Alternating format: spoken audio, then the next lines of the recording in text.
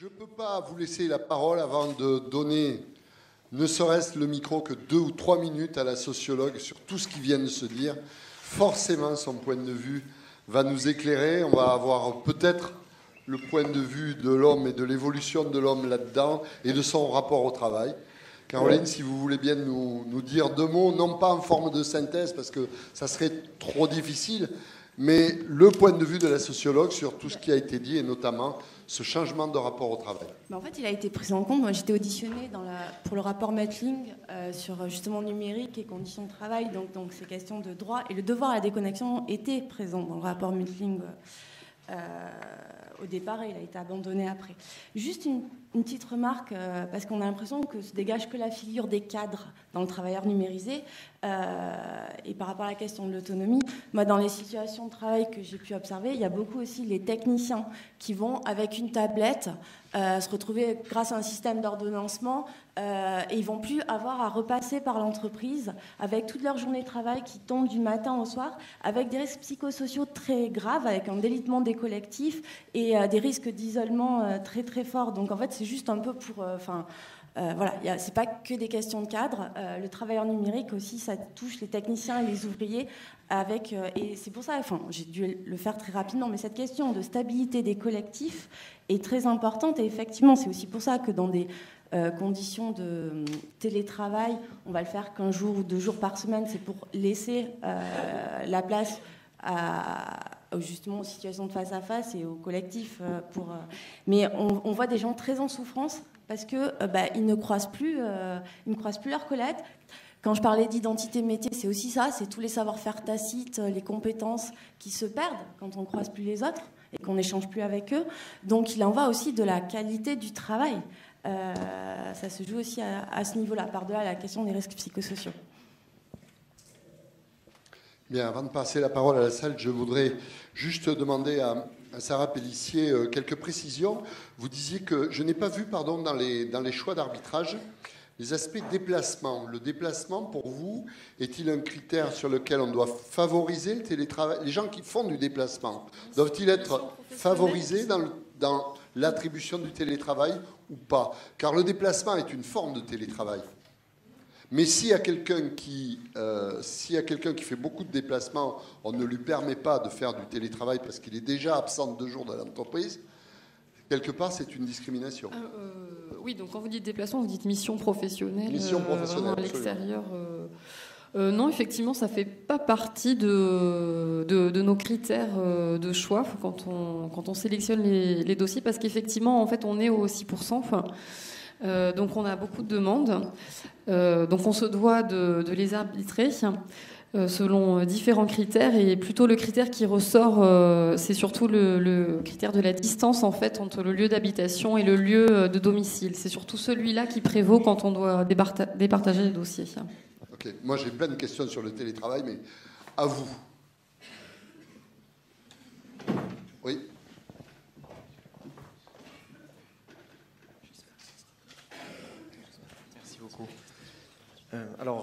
C'est une question pour Madame Pellissier sur le télétravail. Alors, je sais que vous avez dit que vous ne pouviez pas mesurer directement le bénéfice récolté. Bon, ça, c'est évident. Bon. Mais par contre, ma question bêtement pratique, c'est de dire si on va jusqu'à 2 jours par semaine pour un employé, enfin, si c'est possible, ça veut dire que son poste de travail, lui, il est libre 2 jours dans la semaine. Et donc, est-ce qu'on ne peut pas imaginer, en réorganisant un peu les postes, arriver à caser finalement plus de postes dans moins de locaux? Et avez-vous déjà perçu des bénéfices de ce type-là en réduisant vos locaux ou vos frais? Bon, mais c'est bien, je vois que j'ai pu faire du teasing pour aborder ce sujet. Absolument. Donc... Le problème du coût est à prendre en compte, car il y a quand même un surcoût, vous n'en avez pas parlé, mais il y a forcément une indemnisation. Oui, complètement. On rembourse aussi les frais d'abonnement téléphonique. Voilà, il y a des choses comme ça qui se font. Par contre, on maintient le bureau du salarié en entreprise. Donc c'est en ça que nous, on n'a pas de gain au niveau des mètres carrés ou autres.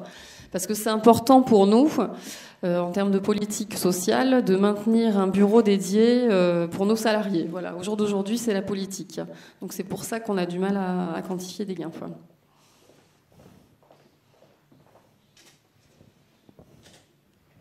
Bonsoir, Stéphane Pareil, je suis DRH dans une association qui s'appelle l'Arcea, 1500 salariés sur Midi-Pi. J'avais une question sur donc vous avez signé une charte, élaboré une charte en 2008, accord en 2013. C'est ça. Pourquoi ce délai aussi long entre l'accord et la charte? Ça, c'est les délais des grandes sociétés. En fait, on est très dépendant de la politique du groupe Thales dans tout ce qu'on met en place. Donc c'est vrai qu'il a fallu montrer en fait au groupe Thales qui n'avait pas d'accord sur le télétravail que l'expérimentation que nous avions sur le terrain était bénéfique pour les télétravailleurs, pour les managers et pour les partenaires sociaux. Voilà. Donc apporter des éléments concrets positifs, ça prend un petit peu de temps. Donc on a suivi les télétravailleurs et les managers de télétravailleurs de près via nos enquêtes de satisfaction notamment, et sur une population assez fermée. On était sur un petit nombre. Mais c'est vrai que ça rassure le management et les salariés de passer par une étape d'expérimentation. Aussi. Je voulais savoir si les salariés qui n'étaient pas éligibles au télétravail percevaient bien les droits des travailleurs qui étaient éligibles au télétravail. Est-ce que ça ne générait pas finalement des frustrations au sein de l'entreprise ? Alors, c'est sûr qu'on a passé une étape quand il a fallu arbitrer parmi les dossiers. Parce que des fois, les dossiers répondent justement positivement sur tous les critères d'éligibilité. Maintenant, ce qu'on a précisé dans l'accord, alors je ne sais plus quelle formule exacte on a utilisée, mais on a prévu surtout qu'on pouvait refuser des dossiers s'il y avait trop de demandes dans un service. Parce que pour un manager, c'est compliqué aussi s'il a, mettons, 50% de sa population en télétravail à des jours différents. Enfin, il a besoin de réunir son équipe plusieurs fois dans la semaine. Donc, c'est important de vérifier ce postulat-là. Donc, ça fait partie des motifs de refus. Voilà, si on a trop de demandes dans un service, on est obligé d'arbitrer. Et là, pour arbitrer, il faut avoir des critères objectifs. Et donc, notamment, le critère de la distance entre le lieu du domicile et le lieu de télétravail rentre en compte.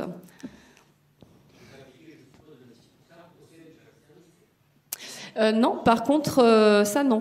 En fait, ça dépend des activités.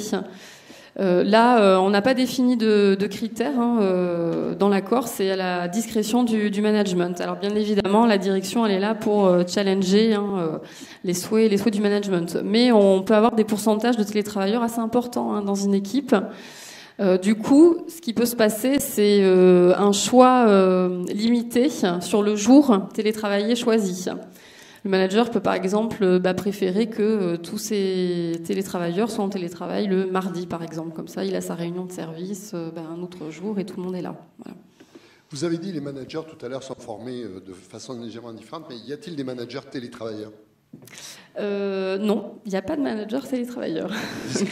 Par contre... Maître, quel genre de litige on commence à voir apparaître autour du télétravail ?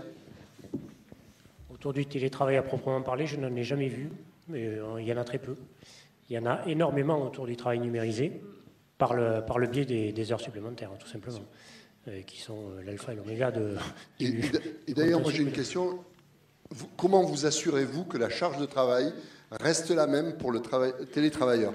Parce que souvent, soit à cause du SI, soit à cause du contrôle de G, soit à cause de différents services transverses, on crée des charges administratives liées aux télétravailleurs. Or, c'est un risque important dans la mise en place du télétravail. Vous ne parlez pas de la surcharge à la RH ? C'est un autre sujet. Voyez votre avocat à gauche ou à droite. Non, c'est vrai que je suis assez d'accord avec mon collègue. Le problème, c'est vraiment un problème de charge de travail à surveiller, plus que du télétravail. Donc là, il y a des entretiens annuels obligatoires qui sont là pour veiller à ce que la charge de travail soit raisonnable, bien évidemment. Donc là, on va plutôt utiliser toute notre politique RH de vérification des objectifs, comment sont fixés les objectifs, comment sont-ils tenus, qu'est-ce qu'on donne comme moyen aux salariés pour tenir ces objectifs, etc. Vous n'avez pas répondu à ma question. Est-ce que vous avez créé du reporting spécifique ou des choses comme ça qui arrivent en plus ?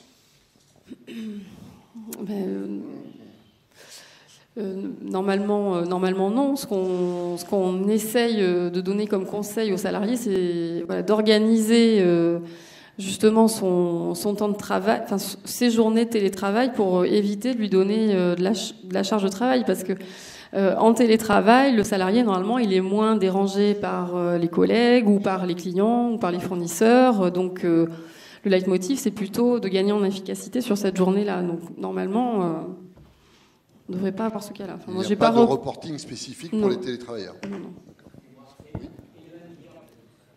Pardon ?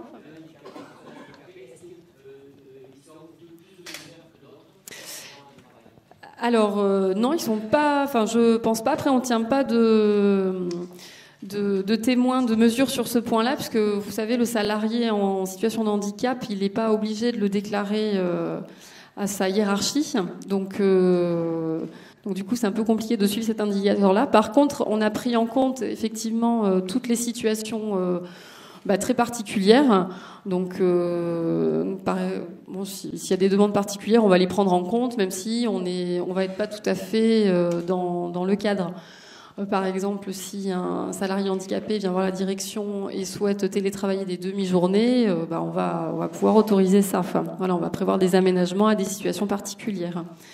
On prévoit aussi le télétravail pour les femmes enceintes, par exemple, pour limiter les trajets. Voilà, à partir d'un certain mois de grossesse, vous pouvez télétravailler. Voilà, on prévoit des dispositions particulières. Bonjour, Aurélien Liot, je suis en master en droit social. Je voulais savoir concernant les... Alors, TAS est amené à travailler sur des projets sensibles. Je voulais savoir en termes de responsabilité, imaginons une faute, enfin une fuite d'information qui pourrait avoir lieu sur le lieu de travail. Donc dans ce cas-là, ça pourrait être le problème de la société, donc pas du salarié. Mais si ça venait à être effectué depuis le domicile du salarié, quid de la responsabilité? Est-ce que c'est la faute du salarié? Est-ce que c'est la faute de la société? Et deuxième question, pour le contrôle du temps de travail, ne pourrait-on pas imaginer tout simplement un blocage de l'accès à l'outil informatique au bout d'un certain temps?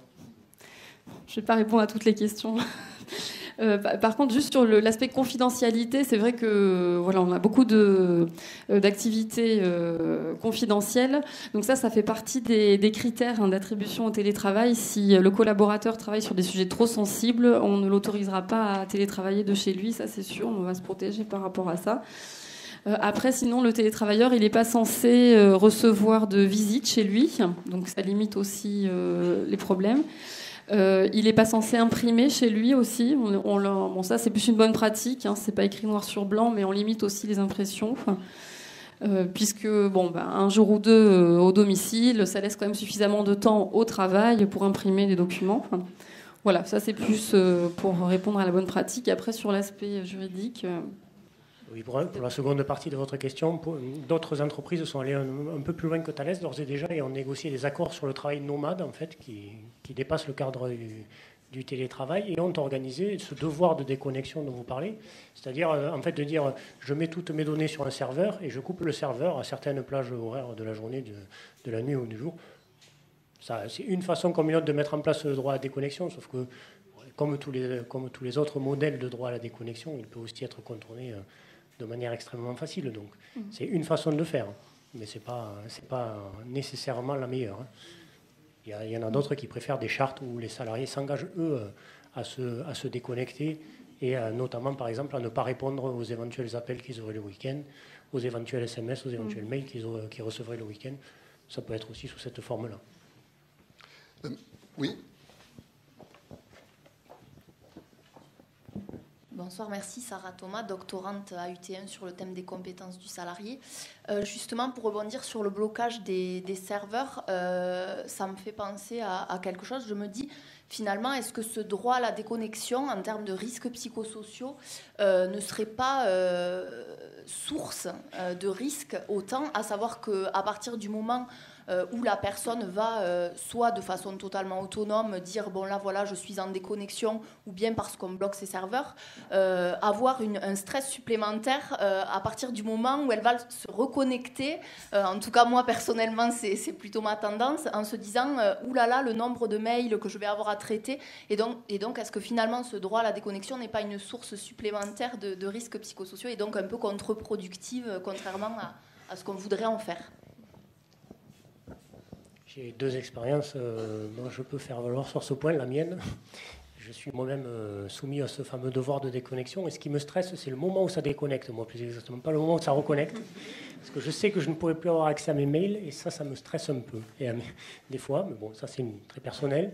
J'ai InVivo, qui est une société qui a négocié sur le travail nomade. Je ne me souviens plus de ce que je voulais ajouter sur ce point.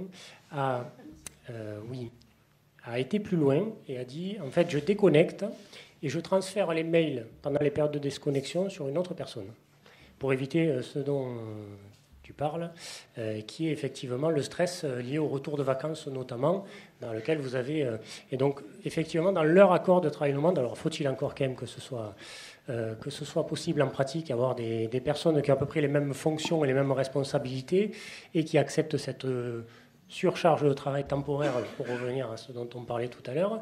Mais effectivement, ils ont cette solution qui n'est pas totalement idiote et qui est de dire ça. Et il y a une autre société, je ne me souviens plus laquelle, ne met pas en place le droit à la déconnexion, mais tous les week-ends, les mails continuent à être reçus. Par contre, automatiquement, les clients qui enverraient des mails reçoivent une réponse automatique comme quoi le mail ne sera pas traité dans le week-end et sera nécessairement traité au retour du collaborateur le lundi.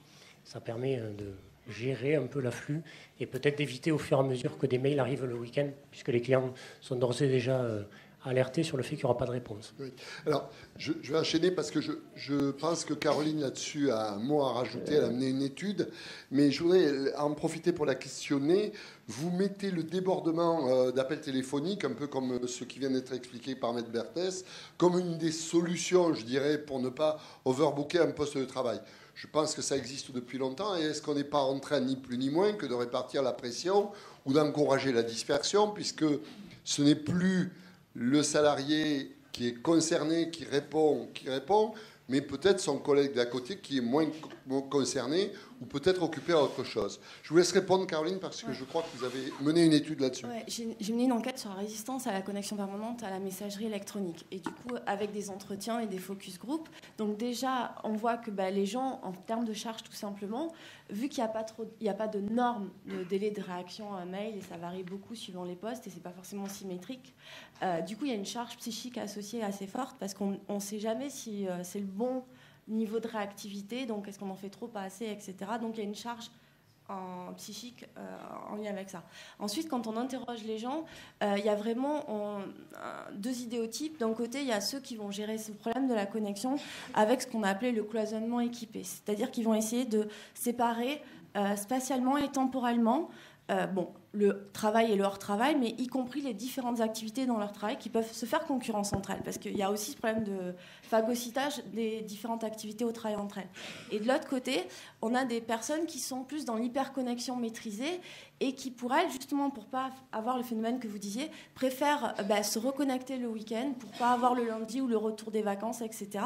Donc après, le problème de la solution universaliste de la déconnexion des serveurs, et par exemple dans le cas de Volkswagen, c'est qu'une partie de ces serveurs, c'est pas tous ces serveurs. Quand on travaille à l'international, ça peut pas marcher. Enfin, il y a plein de cas, de situations concrètes qui font que ces solutions universelles équipées ne marchent pas. Après, il y a des solutions, il y a des entreprises qui ont mis en place des solutions un peu intermédiaires, qui sont des solutions incitatives, où en fait, quand je suis hors de mes heures normales d'ouverture, les HNO, j'ai sur mon client en fait qui me dit attention, vous êtes hors HNO, donc souhaitez-vous vraiment envoyer ce message?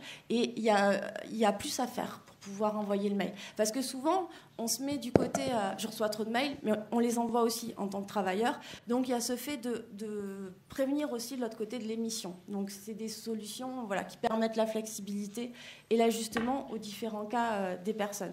Parce qu'aussi un travailleur peut être très content parce qu'il y a eu un problème pour aller d'avoir pris 2 heures dans l'après-midi, de les reporter le soir, et ça peut être une condition d'être heureux au travail. Donc voilà, ça c'est assez difficile à apprécier. Quant à l'exemple que vous preniez, en fait, c'est pas vraiment ça. C'était une enquête qui a été faite dans l'événementiel au travail, où je suivais une entreprise d'événementiel qui travaillait sur l'organisation d'un énorme événement. Et du coup, quand le rythme s'emballe lié à l'événement, à la fois, par exemple, il faut faire ses rooming lists pour les hôtels, etc. Il faut se concentrer. Et en même temps, en relation de service, je dois répondre aux clients en permanence. Et donc, il y avait un système de pool téléphonique où, sans que ce soit une règle qui se soit faite, parce qu'on s'est assis autour d'une table où un chef a dit il faut faire comme si, en fait, dans la pression de l'événement, il y avait une forme de solidarité, les sociologues qualifieraient de mécanique, parce qu'on est tous dans le même bateau, où c'était jamais la bonne personne qui prenait l'appel, c'était toujours quelqu'un d'autre. En fait, il y avait un système de pool téléphonique, donc je vois que ma collègue est appelée, je prends l'appel à sa place et je m'enquière de l'identité, du motif de l'appel. Et du coup, je fais un filtre humain. Donc, je réponds à ma relation de service, mais pour moi, l'interruption est beaucoup moins coûteuse cognitivement et psychiquement que ma collègue qui me dit si elle est dans un état pour traiter cette... voilà. Donc, mais c'est sur l'événementiel et le rythme qui s'emballe.